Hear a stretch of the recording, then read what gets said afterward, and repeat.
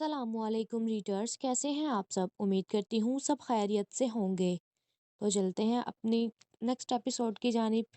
انتظامیہ نے احمد شاہ کو فوٹیج نکال کر دیا جس میں ایک عورت نے بڑی سی چادر لپیٹی ہوئی تھی ارہا کو ہال کی پچھلی طرف لے گئی تھی۔ احمد شاہ بھاگتا ہوا آیا اور بتایا کہ ایک عورت ارہا کو اس ہال کی پچھلی طرف لے گئی ہے۔ زاویار اور احمد شاہ بھاگتے ہوئے ہال کی پچھلی سائڈ پر گئے تو وہاں سے رونے کی آوازیں آ رہی تھیں۔ مجھے لگتا ہے یہاں پر ہی ہے ارہا، زاویار نے کہا۔ چلو دیکھتے ہیں۔ ایک طرف کونے میں ارہا لیٹی ہوئی روئے جا رہی تھی۔ احمد شاہ نے جٹ سے ارہا کو پکڑا اور سینے سے لگا لیا۔ چھوڑو اسے۔ وانیہ ہاتھ میں ڈنڈا لیے کھڑی ہوئی چیخ رہی تھی۔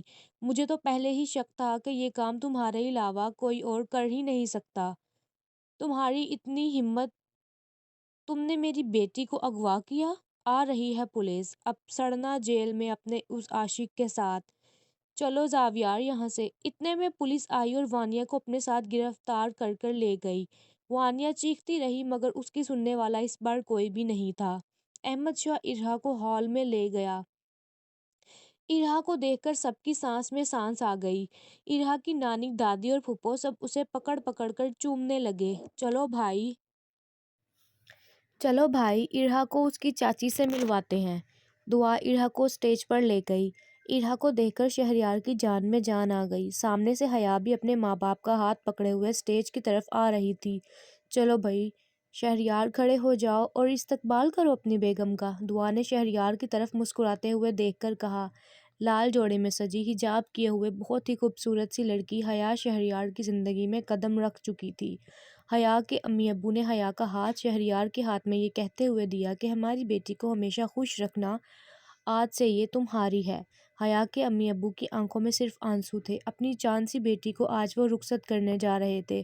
کچھ رسومات کرنے کے بعد حیا کی رخصتی کا وقت آ گیا۔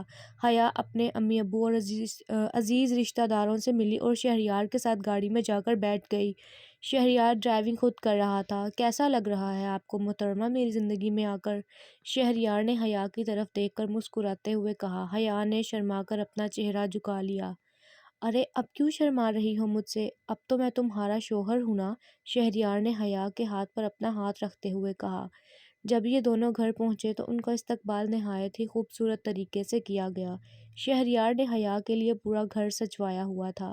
گاڑی سے اتر کر حیا نے زمین پر اپنا پیر نہیں رکھا تھا بلکہ پھولوں کی پتیوں پر چل کر وہ اپنے کمرے تک گئی تھی، اور وہ کمرہ ایسے پھولوں سے سجا ہوا تھا جیسے یہ گلاب کے پھولوں کا باغ ہے۔ پورے کمرے میں گلاب کی پتیوں کی مہک تھی۔ شہریار جب اپنے کمرے میں جانے لگا تو دعا دروازے کے آگے اپنے دونوں بازو پھیلائے کھڑی ہو گئی۔ کہاں؟ دعا نے شہریار کو روکتے ہوئے کہا۔ اپنے کمرے میں، اور کہاں؟ شہریار نے دعا کی طرف دیکھتے ہوئے کہا۔ پہلے پیسے دو مجھے اور پھر اپنے کمرے میں جاؤ گے تم، دعا نے رعب سے کہا۔ ارے بھائی کون سے پیسے؟ کیا میں پہلی بار اپنے کمرے میں جا رہا ہوں؟ ہٹو، مجھے جانے دو پلیز۔ سوچنا بھی مت، یہ ایک رسم ہے جس میں بہن بھائی کو تبھی کمرے میں جانے دیتی ہے جب وہ بہن کو 1,00,000 روپے دیتا ہے، دعا نے شہریار کی طرف دیکھتے ہوئے کہا۔ پاس کھڑی امی اور دعا کی کزنیں ہنسنے لگی۔ ہاں نا بتاؤ، تم سب بھی کہہ رہی ہو نا؟ ہاں نا بتاؤ تم سب، میں ٹھیک کہہ رہی ہوں نا؟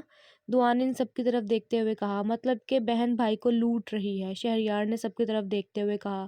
ارے نہیں نہیں، اب اپنا اور میرا وقت ضائع کیے بغیر جلدی سے میرے پیسے مجھے دو اور کمرے میں چلے جاؤ، دعا نے ہاتھ آگے بڑھاتے ہوئے کہا۔ کون سے پیسے؟ تم تو ایسے مانگ رہی ہو جیسے تم نے مجھے پکڑائے ہوئے ہیں، شہریار نے ہنستے ہوئے کہا۔ چلو شہریار، اب دے دو بہن کو پیسے اور جاؤ کمرے میں، دلہن انتظار کر رہی ہے تمہارا، شہریار کی تائی نے شہریار کی طرف مسکرا کر دیکھتے ہوئے کہا۔ تائی ماں، پھر آپ ہی بتا دیں کتنے پیسے دوں اسے؟ اس نے 1,00,000 مانگے ہیں، تم اسے 50,000 دے دو، اب تو تم بہت بڑی کمپنی کے مالک بھی ہو، تائی ماں نے جواب دیا۔ یہ لو بھائی تمہارے پیسے، اب مجھے کمرے میں جانے دو، بہت مہربانی ہوگی، شہریار نے دعا کو پیسے پکڑاتے ہوئے کہا۔ ہاں ہاں جاؤ جاؤ، دعا نے ہنستے ہوئے کہا۔ تابش، میں بےتاب ہوں اس لڑکی سے ملنے کے لیے، بتاؤ کس دن جانا ہے اس کے گھر، امی نے تابش کو پانی کا گلاس پکڑاتے ہوئے کہا۔ امی بس کل کا دن ہے، کل اس کی عدت ختم ہو جائے گی، اس کے بعد جب آپ کا دل کرے آپ جا کر اس کی امی سے رشتے کی بات کر لیجیے گا۔ اچھا ٹھیک ہے، مگر مجھے ہاں میں ہی جواب چاہیے ہے۔ انشاءاللہ امی، ہاں میں ہی جواب ملے گا، آپ بس اللہ پر بھروسہ رکھیں۔ کیا باتیں ہو رہی ہیں بھائی؟ تابش کے ابو نے اندر داخل ہوتے ہوئے کہا۔ آئیں ابو، آپ بھی بیٹھے ہمارے ساتھ، تابش نے ابو کی طرف دیکھتے ہوئے کہا۔ دونوں ماں بیٹا مل کر کہیں باپ کو مارنے کی پلاننگ تو نہیں بنا رہے؟ ابو نے مذاقیہ انداز میں کہا۔ اللہ رحم کرے، کیسی باتیں کر رہے ہیں آپ؟ امی نے سرد لہجے میں کہا۔ ابو آئندہ یہ بات نہ کیجیے گا پلیز، تابش نے دھیمے لہجے میں کہا۔ اچھا تو پھر تم لوگ خود ہی بتا دو کیا باتیں ہو رہی تھیں؟ میں تابش سے زاویار کی بہن کا ہی پوچھ رہی تھی، امی نے کرسی پر بیٹھتے ہوئے کہا۔ کیوں، تم اب کیوں اس کی بہن کا پوچھ رہی تھی؟ ابو نے حیرانگی سے کہا۔ کیونکہ میں اس کے گھر رشتہ لے کر جاؤں گی اپنے بیٹے کا، امی نے روب بھرے لہجے میں کہا۔ ارے کل تک تو تم بالکل خلاف تھی اس رشتے کے، آج ایسا کیا ہو گیا ہے تمہیں؟ ابو نے امی کی طرف حیرانگی سے دیکھتے ہوئے کہا۔ بس میں اب چاہتی ہوں کہ جلدی سے میں اپنے بیٹے کی شادی اس کی پسند سے کر کے اپنے گھر بہو لے آؤں، امی نے جواب دیا۔ ٹھیک ہے، ویسے بھی طلاق یافتہ لڑکی سے شادی کرنا کوئی عیب نہیں ہے، اس کا ثواب تابش کو ملے گا، یہ اس لڑکی کو دوبارہ سے گھر بسائے گا، ابو نے تابش کی طرف دیکھتے ہوئے کہا۔ جی ابو، آپ نے بالکل ٹھیک کہا ہے، چلو پھر میں کچھ تیاری کر لوں اپنی بہو کے لیے، امی نے مسکراتے ہوئے کہا۔ تابش اس بات پر حیران تھا کہ امی مان کیسے گئی اس رشتے کے لیے، یہ خیال اس کے ذہن سے نکل ہی نہیں رہا تھا۔ زاویار دکھاؤں مجھے شہریار کی دلہن کیسی لگ رہی تھی؟ آپی میں نے تو نہیں بنائی ان کی فوٹو۔ آپی آپ ایسا کریں دعا سے کہیں وہ آپ کو سینڈ کر دے گی۔ اف، ایک فوٹو تک نہیں بنا سکے تم زاویار؟ یہ شال نے منہ بناتے ہوئے کہا۔ آپی مصروف تھا اس لیے نہیں بنا سکا، زاویار نے کہا۔ تم شادی میں گئے تھے یا اپنے بزنس کی ڈیل کرنے گئے؟ کسی میٹنگ میں گئے تھے جو مصروف تھے؟ امی نے زاویار جو سختی سے منع کیا تھا کہ یہ شال کو کچھ بھی نہیں بتانا کہ ارہا کو وہ ڈائن عورت اٹھا کر لے گئی تھی۔ بس آپی آپ جانتی تو ہیں دعا بھی وہاں، اس کو منانے میں لگا رہا میں، زاویار نے نظریں جھکاتے ہوئے کہا۔ اچھا اچھا بس ٹھیک ہے، یہ شال یہ کہہ کر اپنے کمرے میں چلی گئی۔ امی کل آپی کی عدت مکمل ہو جائے گی، زاویار نے امی کے پاس بیٹھتے ہوئے کہا۔ ہاں بیٹا کل اس کی عدت بھی مکمل ہو جائے گی، مجھے ہر وقت اس لڑکی کی فکر لگی رہتی ہے۔ کیسی فکر امی؟ زاویار نے کہا۔